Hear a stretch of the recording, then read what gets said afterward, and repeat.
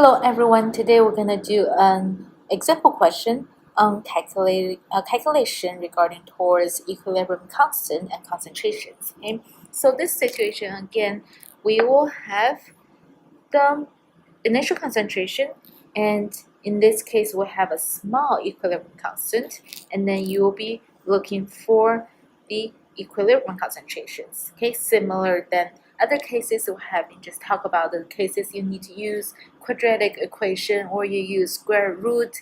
The thought process is still the same, but in this case we will be able to simplify the calculation by using a method called small approximation. Okay, so now let's look at it again. For this type of question, you have to go, okay, so I do have a quite small equilibrium constant, and then if your initial concentration is relatively big enough, and then you will be able to use small approximation. Okay, so this method we call it as small approximation. Okay, the reason why we use it, because you will see as this video goes on, this will simplify the calculation process by a lot. Okay, so now let's see, we have Kc. Okay, and then we also have the initial moles of H2S. Okay, we have the volume, and then you're looking for the equilibrium concentrations of those two. Okay, so then you go, well, wait a minute, normally I see molarity, capital M. Now I have mole, I have liter. Yes, mole and liter leads you to molarity. Okay, so now let's probably should do that first, because we know that's something we need to use. Okay, so now we'll do the molarity. Okay, so it's going to equal to moles over liter, and then moles is 0.0125 moles over 0.5 liter. This will give me as 0.025 molarity. Okay, and then this is the concentration of H2S initially. Okay, so that's the concentration. Okay, and then you know Kc, and you're looking for the rest. Again, for this type of question, you need S table. Okay, so before we jump to S table, let's express Kc first. That's because, as I said, it's always useful. Okay, so Kc is equals to the products. Okay, squared. You go, where did you get that number 2 is coming from the coefficients. Okay, so that'll be that times the concentration of S2 over the reactants H2S and to the second power.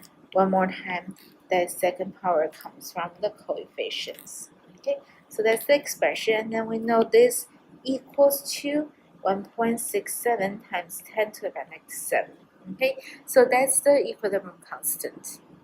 Okay, we have this expression, and then one more time, all these concentrations we're talking about will be at equilibrium. Okay, and we don't know all of them. Okay, we only know a initial concentration with H2S. In order to figure out this equilibrium concentrations, we need S table to help us with that. Okay, one more time, I always encourage you to put down your balance equation, so that helps to remind yourself the coefficients. Okay, so that's what I have.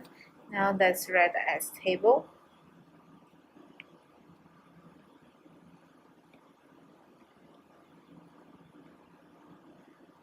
Okay, so the S table, ICE, initial, change, equilibrium. The table is based on what? Molarity. Okay, so that will be the concentration of H2S, concentration of H2, concentration of S2. Okay, and then let's put down the given info, so we know the concentration will be 0.025 molarity for H2S, and this 2 gonna be 0 because initially you only have that reactant. Okay, so in this case, again, you already know the reaction is gonna proceed to the forward direction, but it's always good to use the actual calculation for Q. Okay, so the QC will be the same expression. That will be H2 squared. Now it's initial. Okay, S2 initial over H2S squared initial. Okay, we have the numbers on the top at 0. above 0.025 gives 0. Okay, so one more time, the equilibrium constant is always going to be a positive number. So once you have the Q equals 0, the direction will proceed to the forward direction. So when you compare QC to KC, when it's 0, when it's 1.67 times 10 to the negative 7, you go, is this positive or negative? It's positive. That 10 to the power negative 7 tells you how many zeros you have in front of this number. So when you have those 7 zeros in front of this 167, that means it's a very small number but positive. Okay, so this number, no matter what, still going to be bigger than 0. So then the direction is going to proceed to the forward direction. Again, this helps us to determine the change at the change. Okay, so over here we know the change shows us. Okay, so since going to the forward direction, the reactance will be decreased, gonna be negative, and products gonna be positive. You're making more products. Okay, and the ratio goes well with the coefficients. This will be 1. Okay, so that will be negative 2x, positive 2x, and positive x. Okay, so that's how you fill out this part, and then now things get easier. So when you're looking for the equilibrium concentration, that's the final we consider. So then you're going to use initial plus the change. So it's going to be 0.025 minus 2x will be 2x and x. Okay, so that's how you fill out the table. Now the next thing we need to do is just plug all these numbers, okay, all these numbers back into the equilibrium constant expression. Okay, so now we'll do that. So we'll have, let me over here. So you have Kc equals to 2x squared times x over 0.025 minus 2x squared. This equals to 1.67 times 10 to the power negative 7. Okay, so now from this point on, it's math. However, let's look at it. See if this is an easy math or a hard one. Okay, so if you're just gonna calculate it, let's look what's on the top. Okay, so on the numerator you have 4x to the cube. Okay, so on the denominator you have 0.025 minus 2x squared, and give me this value. Okay, and then you go, this doesn't seem that easy to solve this, right? You are correct. Okay, so that's why we mentioned from beginning that you can use small approximation. Okay, because your Kc value, your Kc is quite small because you have this negative 7, that's a small number, and then you have a relatively big initial concentration, and now we can assume, right? When you have a small equilibrium constant, that tells you the reaction prefers towards which direction? Reverse direction. So that means at equilibrium you have more of that reactance. Okay, and then if you have a relatively large initial concentration, that means the change would be such a small number, so it wouldn't affect much. Okay, so we'll consider at the end of the day, at equilibrium probably similar to the initial concentration. That's why we can assume that x is such a small number. Now let's go, we can just ignore it. Okay, so that's small. Okay, so you can ignore it. Okay, so that means if you assume x is small, close to 0, so that means 2x is going to be 0. So now what's on the denominator? So now you're going to have 0.025. Don't forget that squared over there. Okay, and on the top you have 4x to the cube was 1.67 times 10 to the power of negative 7. Okay, so that's what you have, and then now the math is way easier. Right now you're going to cross multiply, so you have 4x to the cube equals to 1.044 times 10 to the power negative 7. Okay, and then you're going to divide 4 on both sides, so then you have x to the cube equals to 2.61 times 10 to the power of negative 11. Negative 11.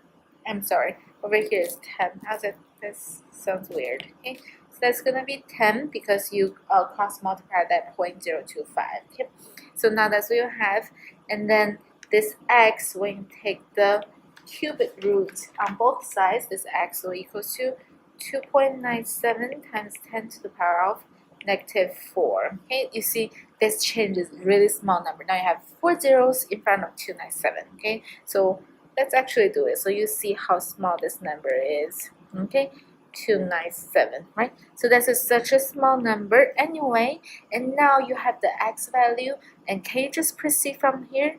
No, you have to double check if your approximation, small approximation, is valid. Okay, so this step is necessary because you have to do this. So how do we check? You're gonna use this x value, 2.97 times 10 to the -4 divided by the initial concentration, and you're gonna multiply 100%. If this percentage, in this case 1.19%, if this is smaller than 5%, that means your small approximation is valid. So it is really small. So it is small enough so you can ignore it. Okay, so now we can just put the x value back into our expression. Okay, so our x value over here will be the value we calculated, 2.97. So x equals to 2.97 times 10 to the -4. You put into this and you can calculate for each one. Okay, so the equilibrium concentration for the question is asking for H2 and S2, so it'll be this 2.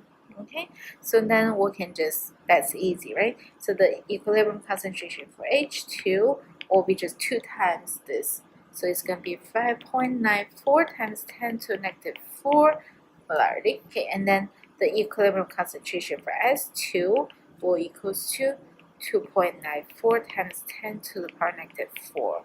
Okay, so that will be the final answer for this question. Again, for this is still same logic, but just come to the math part. You see you have a small, very small equilibrium constant and relatively big enough initial concentration, so that means the change is not going to matter much because the change will be such a small change.